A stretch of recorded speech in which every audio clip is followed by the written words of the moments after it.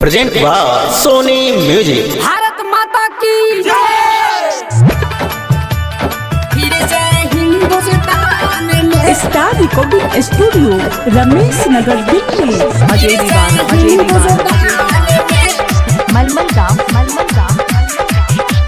पीनी रंग से बना तिरंगा लहराना है आसमान में, हाँ लहराना है आसमान में, हाँ लहराना है आसमान में। अब बापू जी का नाम बढ़ाना फिर से हिंदुस्तान में, हाँ बापू जी का नाम बढ़ाना फिर से हिंदुस्तान में, हाँ बापू जी का नाम बढ़ाना फिर से हिंदुस्तान में।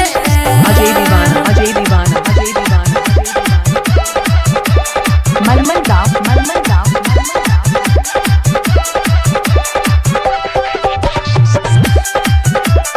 फिर से हिंदुस्तान में आजादी मिल गेलै हो भैया, रहब खुशहाल हो भैया, रहब खुशहाल हो। वीर भगत सिंह कोइने छलै देश के पूरा बान हो भैया, वीर भगत सिंह देने छलै देश के खातिर पूरा बान हो। पीनी रंग से बना तिरंगा लहराना है आसमान में हो भैया, लहराना है आसमान में।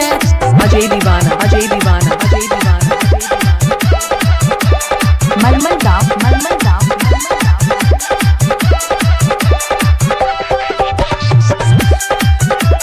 फिर से हिंदुस्तान में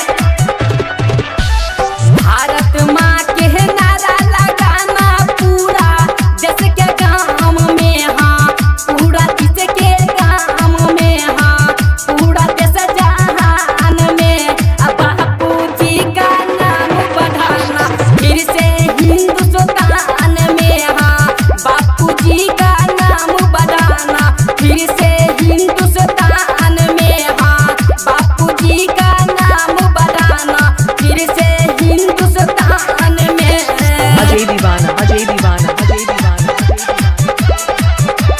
बासोपट्टी रोड मलमल गाँव